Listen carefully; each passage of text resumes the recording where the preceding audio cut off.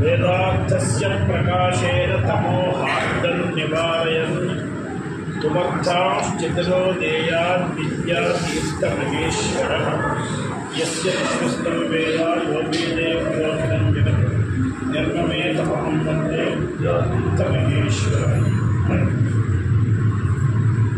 श्री चंद्रशेखर यतीन्द्र सरस्वतीनां शान्तान्तरङ्गकलिताखिलभावुकानां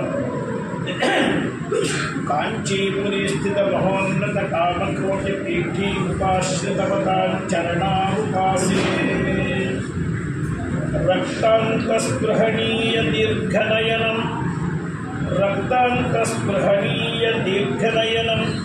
स्वाकुञ्चितभ्रूलतं हासस्मेरम् उदारभालफलकं स्फूर्जत्कपोलारुणं श्रीकर्णं सुरसं सुचारुवदनं पूर्णेन्दुबिम्बारुणं वन्दे श्रीगुरुमूर्तिमिन्दुं मुकुटं श्रीकामपीठाधिपं। श्रीगुरुभ्यो नमः।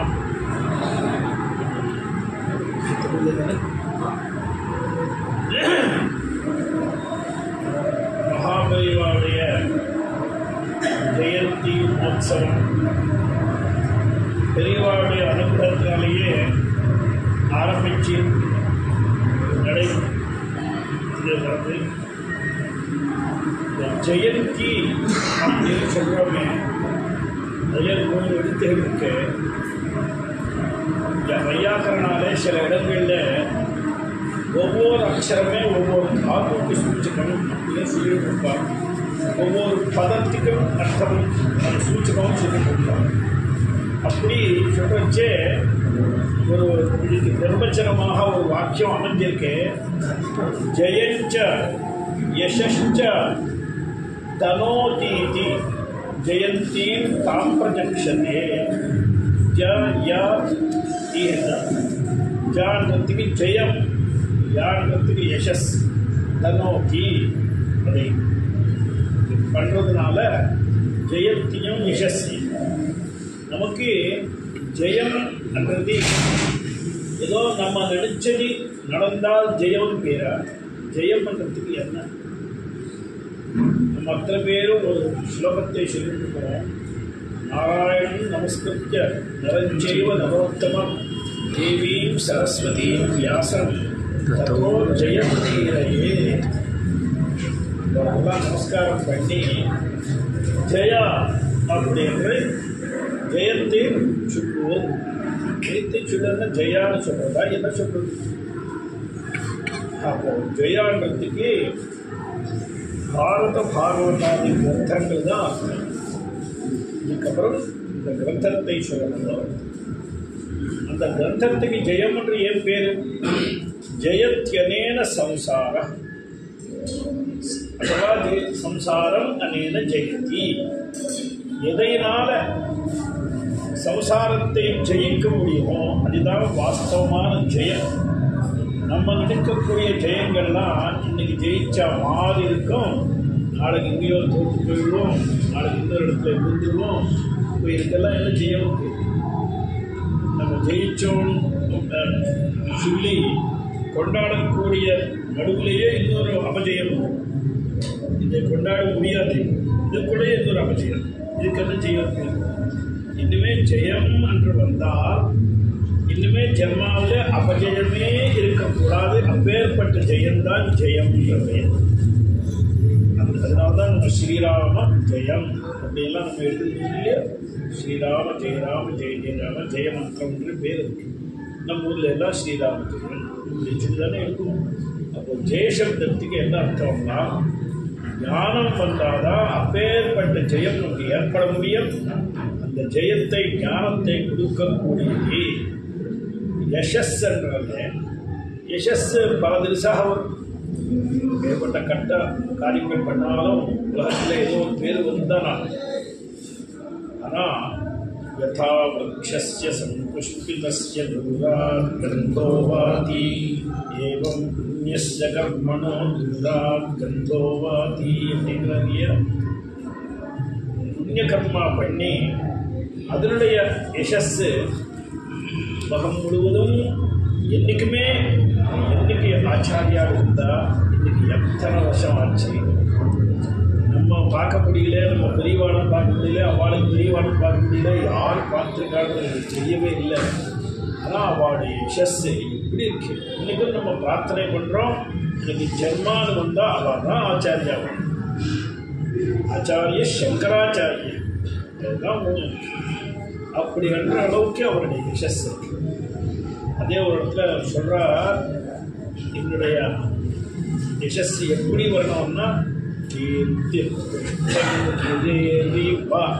அப்படிங்கிற இவா.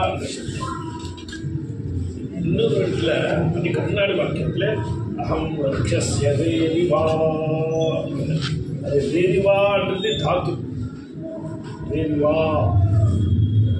இந்த ரேரிவான்னா சேத்தா, நான் சம்சார வக்ஷத்தை அடியோட வெட்டி புதைச்சு, அடியோட வெட்டி அதை தள்ளிடணும். அப்போதான் கீர்த்தி பெரிய ஹிமாலயத்தினுடைய உச்சையிலே போய் அந்த கீர்த்தி நிற்கும். கிரேகே பிரஷ்டம், கிரியுடைய உச்ச ஸ்தாயிலே போய் நிற்கணும்னா சம்சார வக்ஷத்தை அடியோட அடித்து போட்டாதான் அந்த அப்பேற்பட்ட ஒரு யசஸ், அந்த யசஸை சொல்கிறார். கீர்த்தி பிருஷ்டம் யசஸை. அப்போ ஜெயம் யசா இந்த ரெண்டையும் கொடுக்கக்கூடியதுனால்தான் ஜெயந்தி அப்படின்னு பெரியவாளுக்கு ஜெயந்தி பண்ணி அஜானத்தை புறக்கணித்து நம்மகிட்ட இருக்கக்கூடிய துஷ்சரித்திரங்கள்லாம் போய் வாஹிமானே துஷ்சரிதாத் ஆமா சுச்சரித்தே பஜ.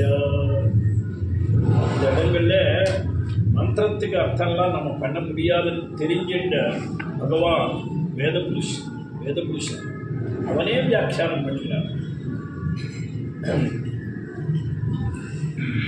சுச்சரித்தம் எதி துஷ்சரித்தம் எதி ஜகத்மகு சத்யகு சுச்சரித்தம். முன்னாடி மகாத்மே துஷ்சரித்தாத மாசுத்தே வஜேத்யாக ருஜினமனுத்தம் சுச்சரித்தம். ருஜினம் ஆன பாபம், அனுத்தம் இதெல்லாம் துஷ்சரித்தங்கள். ஜகத்மகு சத்யகம் சுச்சரித்தம் அப்படின்னு வியாக்கியானமே. சுச்சரித்தம் துச்சரித்திரம்ன்றதுக்கு ஏதோ ஒன்று பண்ணி எப்படியோ பேர் சம்பாதிக்கிறது என்றது அர்த்தம் இல்லை. பாபம் பண்ணாமல் பொய் சொல்லாமல் எந்த சரித்திரம் வருதோ அதுதான் சச்சரித்திரம். பாபத்தினால பாபத்தை பண்ணியும் பேர் சம்பாதிக்கலாம், பொய் சொல்லியும் சம்பாதிக்கலாம், அதெல்லாம் துஷ்சரித்திரம். ருஜனமனுதம் துஷ்சரிதம். அதுக்கு இந்த பாஹிமாக்னே துஷ்சரிதாத் துஷ்சரித்தத்துக்கு வேதமே அர்த்தம் பண்ணும். அதனால அப்பேற்பட்ட இதெல்லாம் நமக்கு இல்லாமல் இருக்கிறதுக்கு ஜெயந்தி ஒவ்வொரு வருஷம் இல்லை, ஒவ்வொரு மாதம் இல்லை, ஒவ்வொரு பட்சம் இல்லை, ஒவ்வொரு நாளும் பண்ணிகிட்டே இருக்கலாம் ஆச்சாரியோடைய. அப்போதானே நமக்கு இதெல்லாம் கிடைக்கும். எந்த ஆச்சாரியாளாக இருந்தாலும், எப்பேற்பட்ட குருநாத்தாளாக இருந்தாலும், எந்த தேவதையாக இருந்தாலும் நம்ம எல்லாம் கிருஷ்ண ஜெயந்தி பண்ணுறோம், ராம ஜெயந்தி பண்ணுறோம், எத்தனையோ ஜெயந்தி, எல்லாமே ஒரே ரூபந்தான், ஒரே ரூபத்துக்கு பிறக்கணும். அந்த ஜெயந்திகள்லாம் நமக்கு விஷ்ணுதாசநாமங்கள்லாம் நம்ம சொல்கிறோம் இல்லையா. சதுர்மூர்த்தி, சதுர்பாஹு, சதுர்வியூஹ, சதுர்கதி, சதுராத்மா, சதுர்பாஹு, చతుర్వేదమిత్ ఏకపాత్ చతుర్వేదమిత్ ఏకపాత్ భగవానికి నామం శాస్త్రనామం కంటే ఒక నామం ఏంటంటే చతుర్వేదమిత్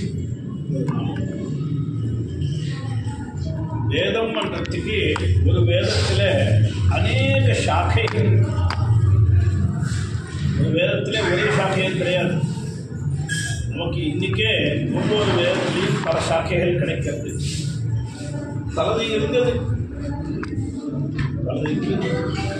அப்போ அதை வச்சுட்டு தான் 4 தான் வேதம் தெரியும். சத்வாரோ வேதாக தெரிஞ்சியும் வேதம் சொல்றது அனந்தாவை வேதாக. அனந்தாவை வேதான்ற அனந்தத்துக்கு என்ன அர்த்தம்? சாக்கைகளை வச்சுட்டு தானே சொல்லணும்.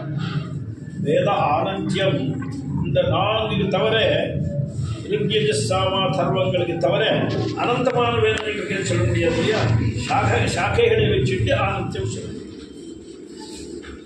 அப்போ வேத சாக்கா ஆனந்தியமாக அதை பாஷ்யக்காரர் மகாபாஷ்யக்காரர் அவருடைய சமயத்தில் ஒரு 1000 அப்படின்னு எண்ணி வச்சிருந்தார்.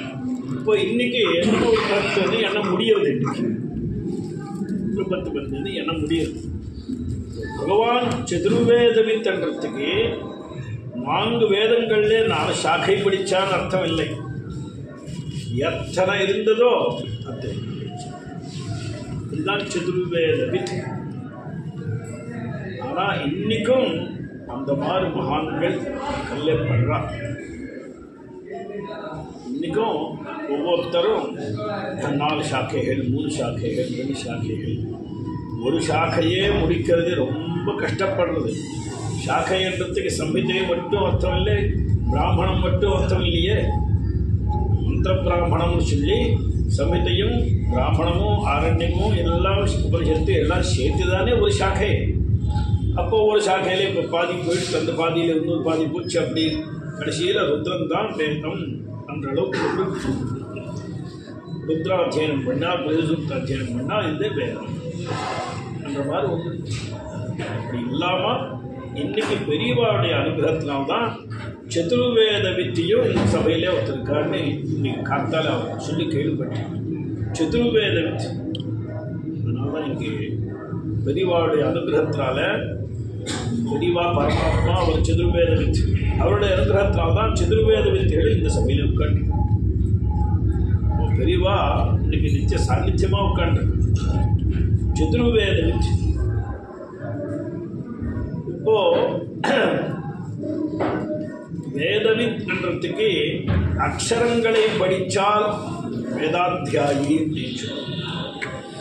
வெறுமனே அக்ஷரங்களை தனியாக நொற்று பண்ணோம், ஒரு தூச்சா தப்பாமல் சொல்லுவோம்.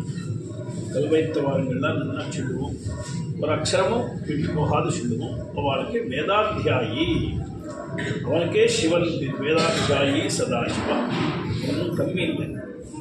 ஆனால் வேதவித் அப்படின்றதுக்கு என்ன அர்த்தம்னா அங்கே வேதவித்தில் வேத சப்தத்துக்கு வேதார்த்தம் அப்படின்னு தெரிஞ்சுக்கணும். வேதத்தினுடைய அர்த்தம் அப்படின்னா ஒரு சப்தத்தினுடைய அர்த்தம் மட்டும் இல்லை, தாத்பரியார்த்தம் புரிஞ்சுக்கணும். சப்தார்த்தம்ன்றது தனியாக இருக்கு, தாத்பரியார்த்தம்ன்றது தனியாக இருக்கு. சப்தார்த்தம் புரிஞ்சுக்கிறதுக்கு அதுக்கு ஒரு சாஸ்திரம், வாக்கியார்த்தம் புரிஞ்சுக்கிறதுக்கு ஒரு சாஸ்திரம். அதனால பத வாக்கிய, இதுக்கப்புறம் பிரமாணங்களை புரிஞ்சுக்கிறதுக்கு இன்னொரு சாஸ்திரம். நம்ம சாஸ்திரங்கள்ல பதவாக்கிய பிரமாண பாராவார பாரீனா அப்படின்னு சொல்றோம் இல்லையா? பதசாஸ்திரம் ஒன்று, வாக்கிய சாஸ்திரம் ஒன்று, பிரமாண சாஸ்திரம். இந்த நம்ம வேதத்தை அக்ஷரங்கள் புரிஞ்சுட்டால் அவனுக்கு பதம் அங்கே ஏன் நிறுத்தணுன்றது பதத்தையும் அப்படியே சந்தையே சொல்லிக் கொடுத்து பட்டனற்று பண்ணி வைக்கிறாங்க. அதனால தான் நம்ம பதங்கள்லாம் சொல்கிறோமே தவிர நம்மளா புத்தியினால பதங்கள்லாம் சொல்கிறது இல்லை. என்ன பதத்தை புரிஞ்சுடியா நம்ம பதம் சொல்கிறோம், அவர் சொல்லிக் கொடுத்தார், அவ்வளோதான். அது என்னன்னு தெரியாது. பாஷ்யங்களில் நம்ம சொல்லும்